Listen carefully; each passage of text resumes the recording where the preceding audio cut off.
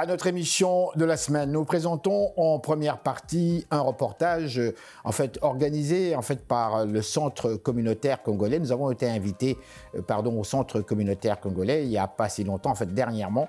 L'objet de cette rencontre portait entre autres sur, on voulait mettre l'accent sur les nouveaux étudiants, les étudiants congolais africains qui arrivent ici. Une rencontre qui leur permettait d'être en contact directement avec des professionnels congolais, soit des ingénieurs, des médecins et autres, qui avaient quelques conseils à leur prodiguer par rapport à leur expérience de vie et également leur expérience professionnelle, donc ici même à Montréal. C'est très intéressant. Donc on vous présente ce soir la première partie justement de ce reportage qui porte justement sur cette rencontre d'échange avec les étudiants organisée par le Centre communautaire congolais de Montréal. En deuxième partie de cette émission, Only the Righteous. Et ça se passe au Balatou. On vous présente évidemment de la musique comme pas possible. Madame, monsieur, bonsoir. Ici Henri Ngaka. Bienvenue à notre magazine de télévision. Bougez pas, ça va causer après ces messages publicitaires. Madame, monsieur, bonsoir. Ici Henri Ngaka. Ne ratez surtout pas nos prochaines émissions présentées à ICI Télévision depuis Montréal. Ça va causer. Bonjour, mon nom est Guy Nkale. Je suis le président du Centre communautaire congolais de Montréal. En fait, aujourd'hui, nous avons une activité de rencontre, d'échange avec les étudiants et de réseautage. En fait, depuis le début de l'année, nous recevons les nouveaux arrivants, donc que ce soit les étudiants internationaux, que ce soit les demandeurs d'asile, que ce soit ceux qui viennent comme retrouver leur famille, le résident permanent. Lors de ces activités-là, de café rencontre, nous avons eu une question, nous avons eu pas mal d'étudiants qui ont posé des questions en rapport avec le réseautage. Alors, donc, ce qui fait que nous avons eu à mettre un cadre pour recevoir les étudiants et afin de réseauter ensemble, de réaliser des activités et de projets par eux, pour eux. Donc, ce qui nous amène aujourd'hui à avoir une deuxième rencontre des étudiants. Et là, donc, le thème, c'était éducation et famille. Et ce que je peux dire aujourd'hui, nous sommes surpris d'avoir plus d'étudiants parce que nous estimions qu'il devrait être au moins à 40 personnes. On devait recevoir 40 personnes. Nous avons eu plus de 40, 60 ou 70 actuellement. Alors, c'est un cadre qui regroupe tous les étudiants, qui va regrouper tous les étudiants de l'Afrique, afin que ensemble et les étudiants et les anciens étudiants, donc les personnes qui viendront pour partager leur expérience, les professionnels qui viendront pour partager leur expérience. Donc ça prend une sensibilisation pour une meilleure orientation et une meilleure intégration des étudiants. Donc c'est ça la raison de cette activité d'aujourd'hui. C'est un échange avec des panélistes qui ont étudié ici et qui partagent leur expérience, comment ils ont intégré et comment ils ont évolué avec leur vie professionnelle. Je suis vraiment contente que vous soyez là. Et ça montre vraiment que vous avez de l'intérêt parce qu'avec les temps qui sont dehors, si vous êtes là, vous avez de l'intérêt pour ce qui se passe ici. Mon nom, c'est Lélou Kalonji. Et ça, c'est quel verbe d'or comprendre c'est quoi. Alors, moi, je suis arrivée ici il y a plus de 20 ans. Moi, j'ai étudié à KIEC, Institut supérieur de l'UD, c'est là que j'ai fini. Et je me suis retrouvée ici et j'ai fait beaucoup de choses ici. Ok, j'ai vraiment fait beaucoup de choses et vous autres, les étudiants qui venez d'arriver là, dites merci à Dieu parce que vous êtes arrivés au bon moment. Ok, parce que nous autres, quand nous sommes arrivés, c'était pas comme aujourd'hui là. Quand je dis j'ai fait beaucoup de choses, c'est-à-dire avec tout ce que j'avais dans ma tête, j'ai étudié, j'ai fait ça, moi je ne peux pas faire ça, moi je ne peux pas faire ça. Alors j'étais comme à un moment donné déboussolée de tout ce que j'avais là. Mais je me suis rattrapée vite, j'ai dit, écoutez, si je ne peux pas faire ce que j'ai étudié chez moi, je peux faire autre chose ici. Et ici, je suis allée au cégep, j'ai dû faire encore une attestation là pour pouvoir travailler juste dans le bureau. Alors, au collège de Maisonneuve, quand j'ai fini, j'ai trouvé mon emploi là où je suis aujourd'hui, à Polytechnique de Montréal. Et je suis venue vraiment intervenir. Pourquoi? Parce que je vois les étudiants. Mon travail consiste à travailler, oui, bien sûr, avec les étudiants de cycle supérieur, mais il y en a qui commencent par leur bac et arrivent avec moi au cycle supérieur. Okay? J'ai quand même quelque chose, je connais quand même comment que ça se passe aussi au bac. Mais moi, je m'occupe particulièrement des études supérieures, c'est-à-dire maîtrise recherche, maîtrise professionnelle, doctorat, BSS ou de micro-programmes. Alors, c'est dès son admission jusqu'à sa diplomation. Je m'occupe de lui. Pendant tout ce temps, je dis jusqu'à ce qu'il va être diplômé de Polytechnique Montréal. Okay?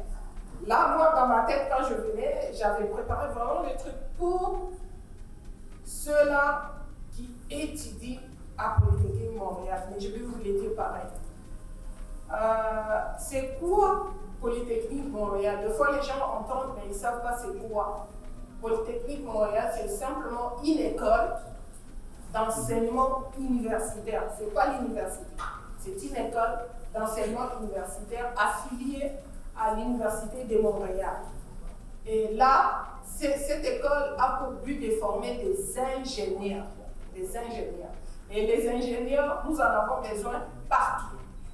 Nous avons besoin des ingénieurs partout parce que vous vous êtes déplacés, vous êtes venus dans ce pays. Nous, on est venus vieilles. Vous êtes venus à l'âge où vous devez étudier. C'est vraiment très important que vous puissiez étudier. Et vous avez des ressources pour pouvoir étudier. Vous pouvez les faire et vous pouvez devenir des ingénieurs. Non seulement dans ces pays, mais vous pouvez aussi devenir des ingénieurs pour retourner chez nous, pour pouvoir aussi aider chez nous. Quand il m'a abordé, j'ai dit, j'aime bien l'idée de venir intervenir, mais ça me fait de la peine quand je vois, aujourd'hui nous disons, oh les Chinois sont développés, les Chinois, mais les gens qui ont fait beaucoup de choses aussi pour les Chinois là, c'est eux-mêmes. Et c'est ceux-là qui étaient comme nous et vous ici là. Quand il finit, il prend ses bagages, il retourne dans son village. Et là, il traduit sa mémoire, sa thèse en sa langue maternelle. Il commence à enseigner cela à son peuple là-bas. Et c'est ce qui a fait qu'aujourd'hui, il y en a beaucoup qui n'ont pas été ici, mais peuvent faire des choses que toi, tu étudies à Polytechnique Montréal. Donc, ça, c'est vraiment quelque chose qui me tenait à cœur. Je disais, si vous pouvez, tout en étant ici, oui, vous êtes ici, c'est bon.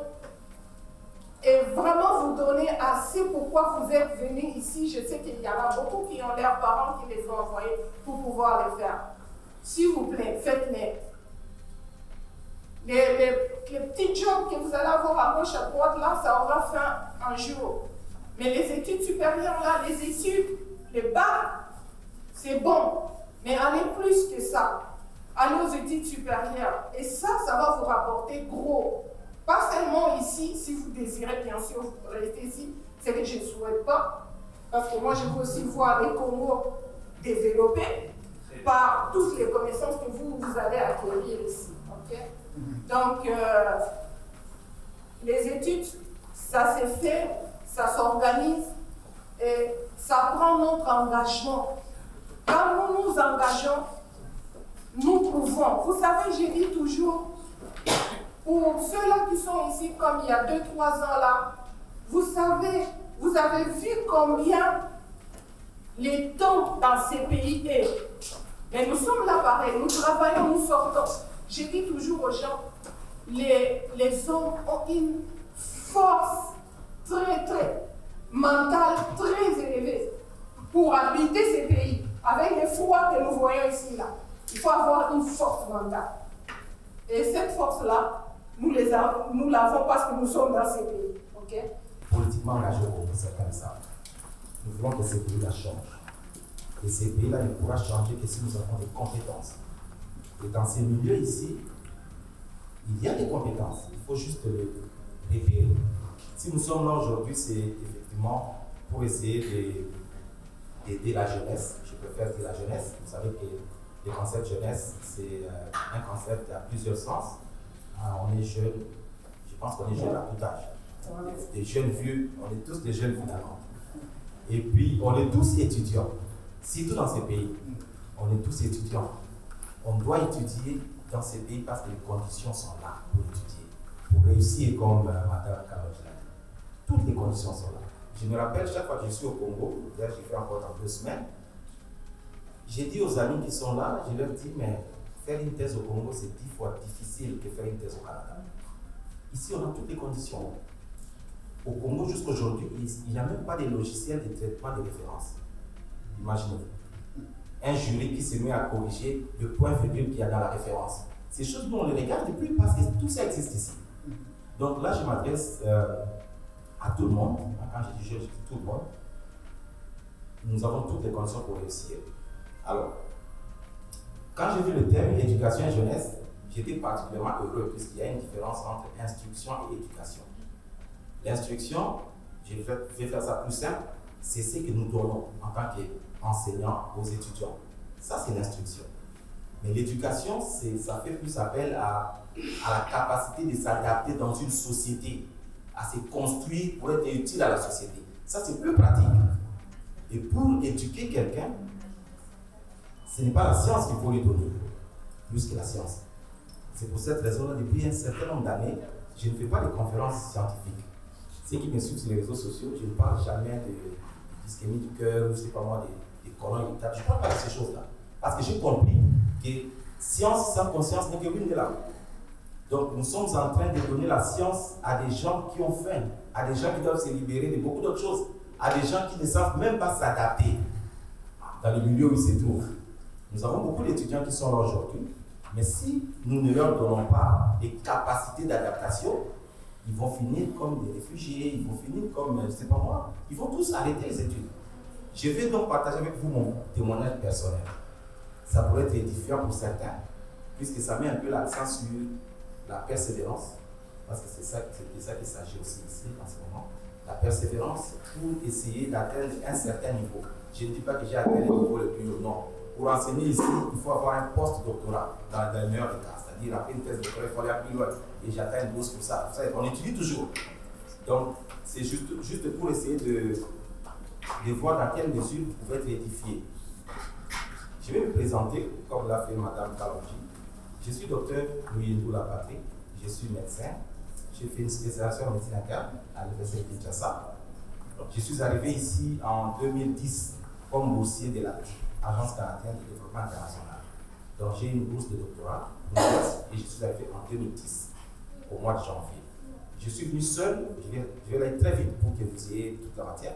Je suis venu seul parce que j'avais laissé ma femme et mes 3 enfants au pays. C'était une condition de la bourse. Les Canadiens sont chiches, permettez-moi de vous dire. C'était la condition de la bourse. C'est pour toi et c'était une bourse de développement, donc c'est pour aider le Congo à se développer. Parce que déjà à ce moment-là, en 2010, il y avait très peu de professeurs dans plusieurs domaines de médecine. Donc je suis arrivé en janvier 2010, en 2011, donc c'est ça.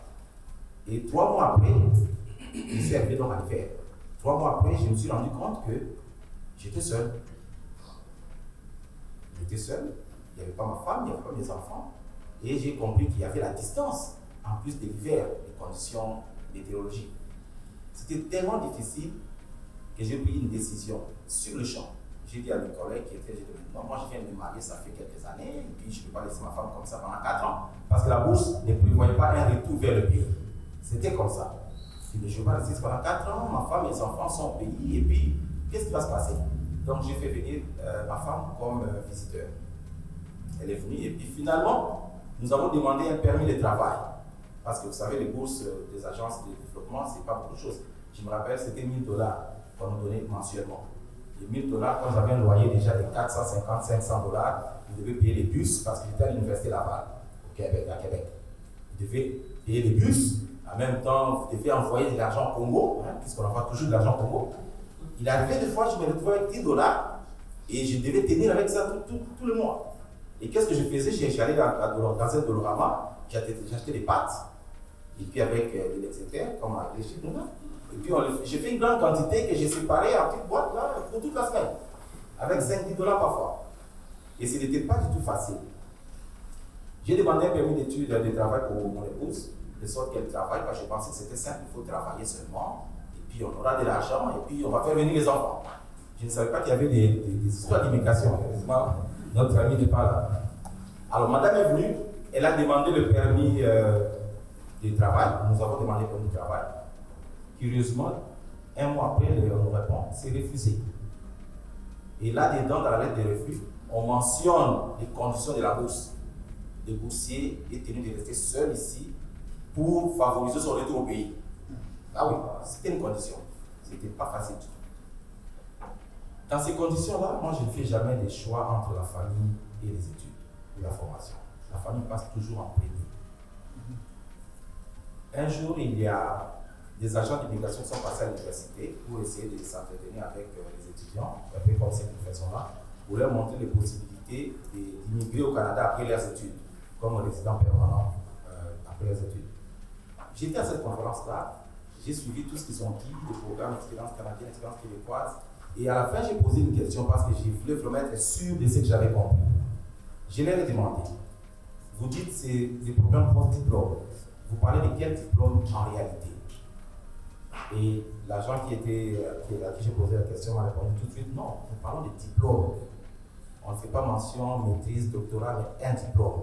Ça, je me suis dit, mais tiens, pourquoi suis-je dans un doctorat pour avoir un diplôme 4 ans après, 5 ans après, peut-être même ne pas l'avoir? Parce que quand on commence un doctorat, on ne sait jamais quand on le termine.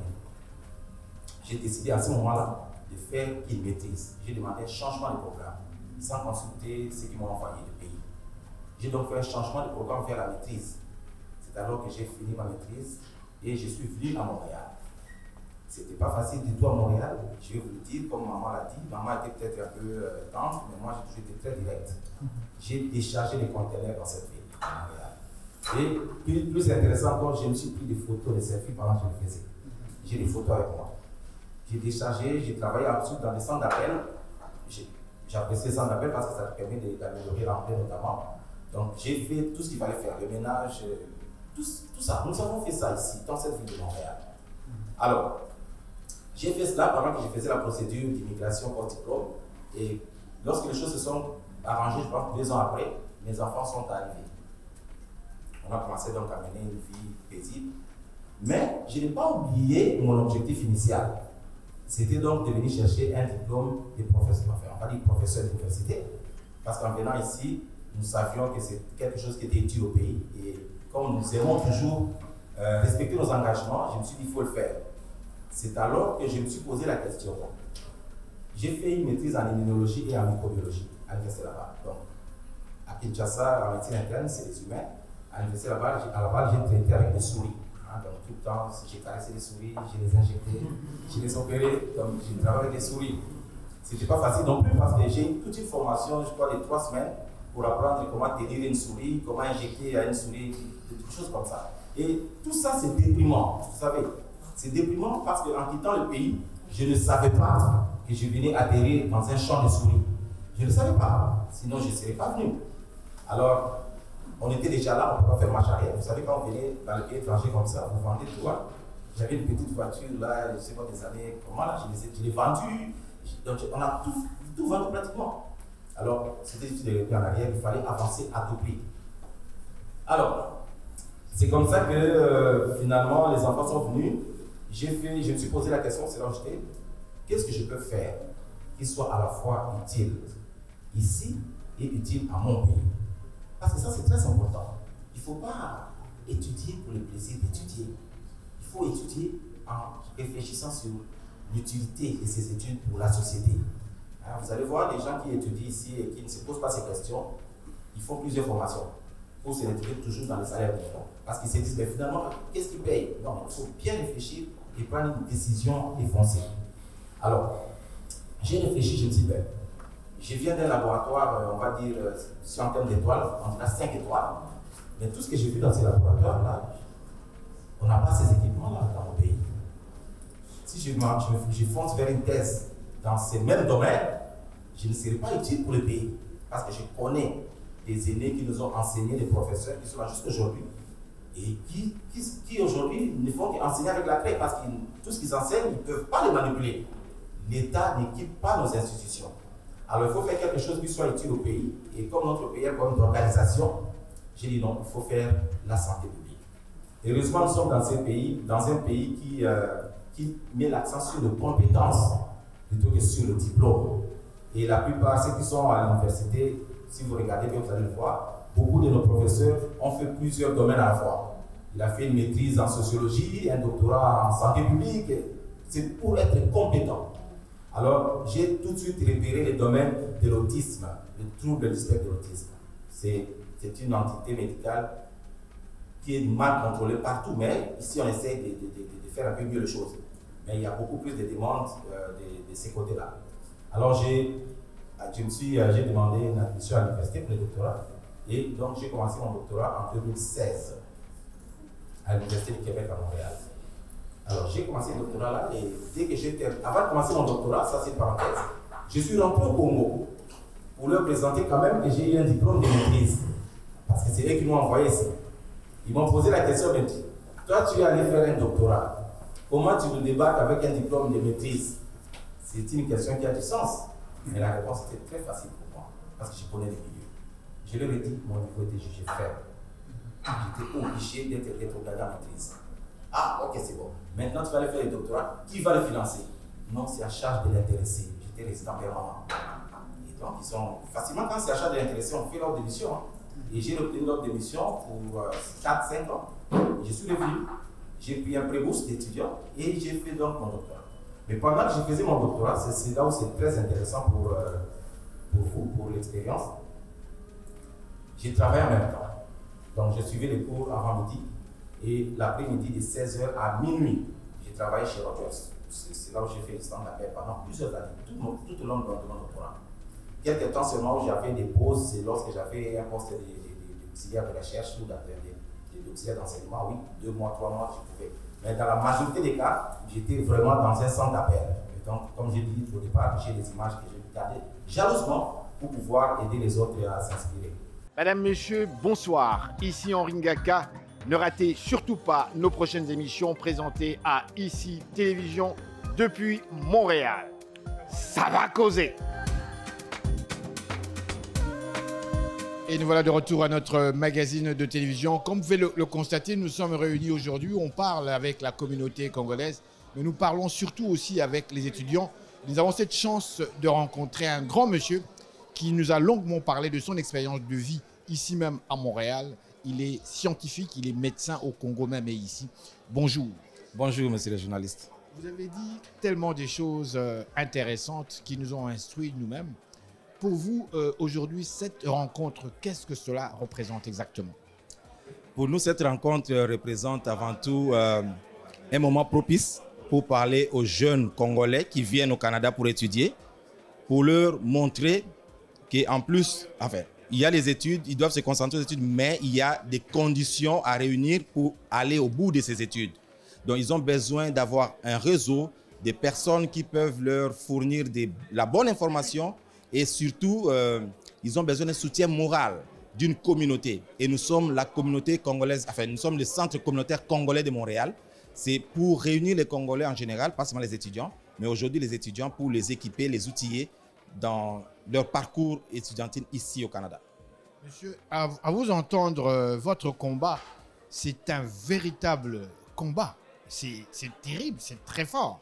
Oui, c'est un véritable combat, d'autant plus que la plupart des étudiants qui arrivent, il y a des années passées, qui arrivent au Canada, ils viennent sans savoir exactement qu'est-ce qu'ils vont faire en arrivant. Certains arrivent parce qu'ils doivent étudier, ils ne savent pas quelles études réellement sont importantes pour le pays. Ils arrivent avec des idées préconçues et ces étudiants-là, dans la plupart des cas, ils perdent de la motivation et ils ne vont pas au bout de leurs études. Certains se retrouvent comme des demandeurs d'asile, d'autres ne savent à quel sens c'est voué. Donc, il faut absolument que nous puissions être une communauté qui donne de service à notre peuple, à notre communauté en réalité. Donc, c'est dans cette optique-là que le Centre communautaire congolais de Montréal, qui nous reçoit aujourd'hui, a organisé cette rencontre avec les étudiants, avec non seulement ceux qui ont réussi de façon académique, mais aussi ceux qui sont dans la profession. Il y a un panel qui va suivre, c'est des Congolais qui ont réussi dans les milieux, qui sont des cadres dans des compagnies comme Hydro-Québec, ArcelorMittal. On va tous les rencontrer. C'est pour être des modèles pour cette jeunesse qui arrive en réalité. Merci beaucoup, docteur. Merci. Madame, bonjour. Vous êtes une personne responsable qui s'occupe des étudiants au niveau même de Polytechnique. Vous avez eu l'occasion de rencontrer plusieurs étudiants africains et congolais. Sincèrement, comment ça se passe pour vous lorsque vous transigez avec ces étudiants? Je suis contente que vous puissiez me poser la question. Comme je le disais, Polytechnique, c'est une école qui forme des ingénieurs. Et tous ceux qui viennent de notre communauté, bien sûr, j'en ai eu quand même beaucoup, qui sont déjà diplômés maintenant. Je trouve que c'est des gens qui s'engagent et qui sont assidus et qui finissent toujours par obtenir leur diplôme.